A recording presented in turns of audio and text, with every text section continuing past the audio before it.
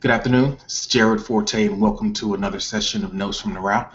It's Thursday, July the 10th, and this is the final session for the fourth week or 1 month of Notes from the Route. So I'm really happy that we've got this far. It's actually session 16. I think I misnamed it in the notes. I have to change that later, but this is session 16, and you can catch back episodes on my YouTube channel, Jared Forte 1. Go to jaredforte.com for my blog. There'll be episodes there, and also you can follow me here on G Plus or on Twitter at this Jared. So today's discussion, as I've done on all the other Thursday broadcasts up to this point, is sort of a way to tie together or encapsulate some of the ideas that I've talked about over the course of the week. It's worked out that way. As I prepare each day, I don't necessarily see the connection, but once I get to the end, a lot of times I see that there is a common thread among the ideas and a way to kind of pull the ideas together, summarize, or pull some highlights out so that we can kind of close the discussion for the time being on the ideas presented during the week. So as a quick recap, we talked about Monday, or on the session we did on Monday. I believe that was session 13. It would have been the myth of the creative persona. Then we talked about the limits of fellowship on session 14, and then session 15 was about how scary it is to go deep. So let's see if we can tie those together and pull out some useful and interesting ideas from those discussions. So I say that mastery is the overriding theme because it's an interesting approach, or an interesting way to think about work. Mastery is a rare thing, and anything that's rare or scarce tends to be valuable, but it's also very expensive. So to tie these ideas together, I want to go over some of the sort of pitfalls that can derail you from mastery, or some things that might make you reconsider whether or not it's even a worthwhile thing. First, we're talking about the persona, the creative persona. That's the public face, or the image of a brand, anything that we are allowed to see when we look out into the marketplace, when we examine people in our industry. Whatever it is that you're thinking about doing, chances are there's someone who's doing it and doing it well, and you can look at that person or look at that business as a model and say, this is what I want to be like. This is sort of an icon. If you're an artist, it's easy to look at different performers and say, this is what I aspire to. The challenge is that in many cases, that thing that we see is the result of a very intentional PR campaign. Brands do spend tremendous amounts of money to craft their image and their story. Artists and people that handle artists are aware of all the dynamics of storytelling and mythology, and they package and present things in such a way that obscures the reality of what the person is like that you're trying to perhaps emulate, or what the process is like that you're trying to duplicate. So it's a dual challenge. It's a challenge for a consumer if you're just looking at the work or examining the products from the point of view of a consumer. It's hard to know what's real and what's not, because that affects the way that you appreciate the product as a consumer. And it's also an issue or concern for the producer, for the person who is perhaps following from afar, because you get all of these mixed signals and this noise around what's being presented in the brand. Now, I don't intend to make this a disparaging thing about branding or presentation, because it's a universally necessary aspect of any effort that you put into the public. If you want to remain anonymous, then don't pay any attention to the way that you present yourself, to your brand. The problem is some people get wrapped up in that idea of packaging and presenting themselves and branding themselves, and there's no substance behind it.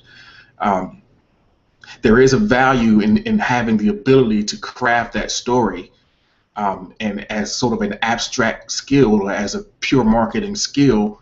If you're product agnostic, you don't care what you're selling, then it might be that your best path is just to be a pure marketer and look for people who have a message or have a product and need your help in presenting it. But if you are a producer of some product, or if you are a performer of some type and you have something yourself that you want to bring out, that's when the branding question becomes really poignant for you. You have to think about how much time you put into the way you appear versus the time that you spend building substance behind your work. I think it's important to have an eye on that and to make sure that the story that you tell and the way that you present yourself engenders trust in your audience. But I really don't think that when you're first starting out, most people don't know what that story is yet. So you can be early in setting up a persona.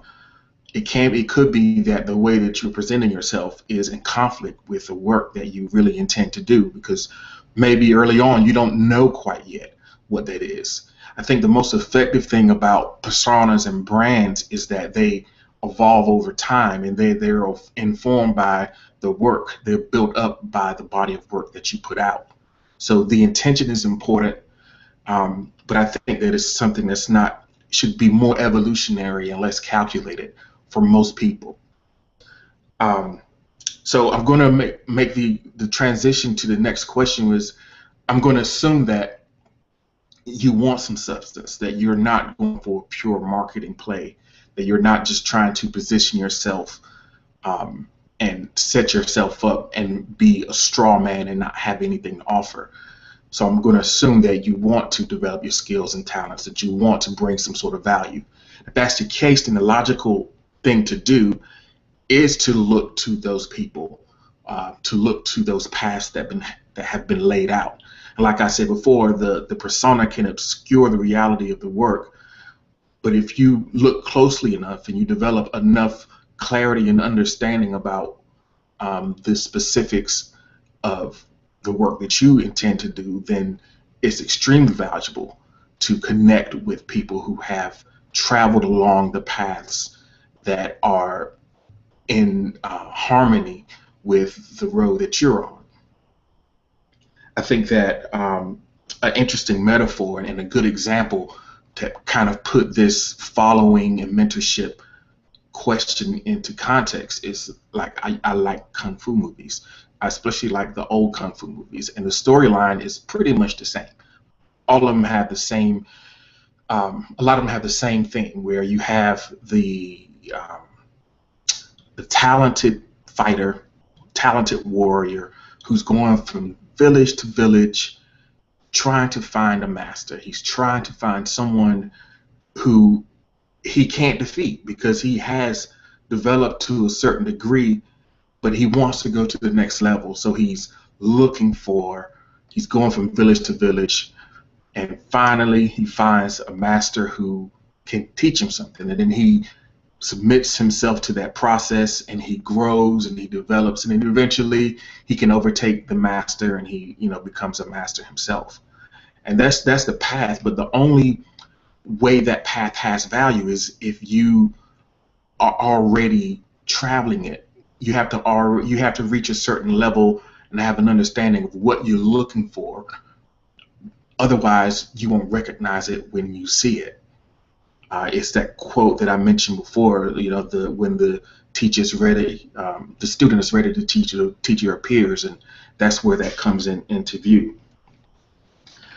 So finally, we talked about how scary it is to go deep. So if we're going to take the continuum, and tie these all together. In the beginning, you're looking from the outside looking in, and you're trying to understand. You're looking at these personas and these brands and these examples of people who seem to be doing things that are in a line with what your abilities and your gifts are. So the next step is that you get enough clarity and understanding to know, okay, well, this is it, this is the path, and then you start working with a mentor, whether it's in person or through your own study, and then you start developing and you start growing and you start to make progress, and then you come to this point of decision where that progress slows down. The growth seems to come to a halt, and it starts to feel like the world is passing you by while you're focused on this path. Now, this path might not be a single project. It might not be a single business. It might just be that these sets of skills are the ones that you're going deep on. And there are many other things that it seems like you need to know and that you need to learn. But because it takes so much for you to reach a level of competence with these specifics, you can't do it. And once that progress slows down, it gets scary. And that was the last part, where you have to come to a decision whether or not you are going to be one of those few who decide that even though I may not get there, I may never reach the level that I attain, I'm going to make the commitment to be the best at this thing. And that's a rare decision, and it's an extremely brave decision. It's a decision where it's a decision that most people can't make. But as I mentioned before, the people who make that decision are the ones who seem to change the world, who do things that just blow our minds, who blaze trails for other people, who set standards for other people. Everybody doesn't have to be that, and you don't have to be a master to be happy. As a matter of fact, a lot of your time is probably going to be miserable, because it can be a painful process of continuous growth. There's never a moment where you make it. You just keep moving forward.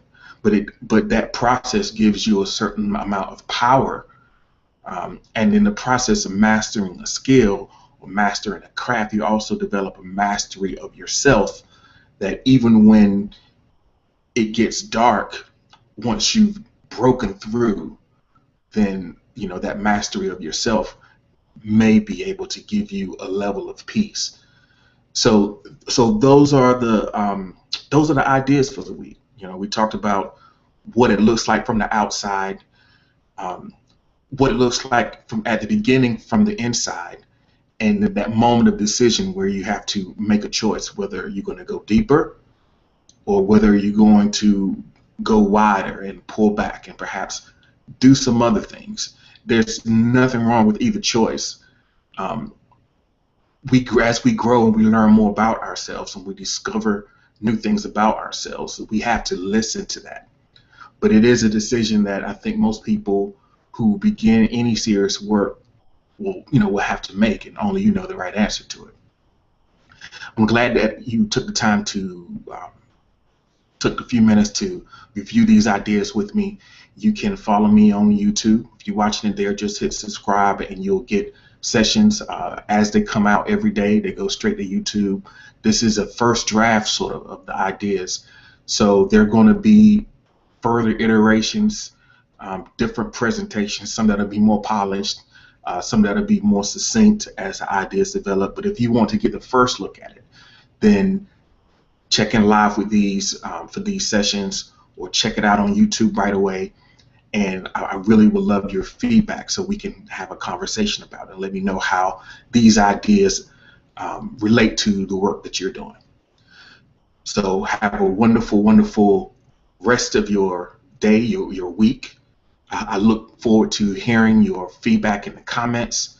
Thanks for checking in for notes from the route. Again, I know it says session 15, but this is 16. And check me out again Monday. Have a great day.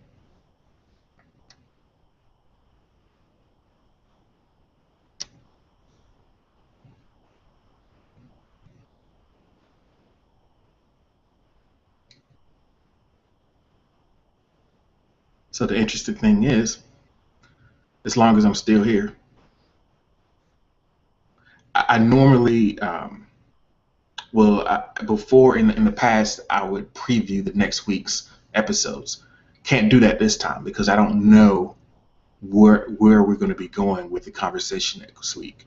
But if you're watching and you enjoy these conversations and you have ideas and suggestions, absolutely leave them in the comments wherever you're watching this, whether it's on YouTube or G+.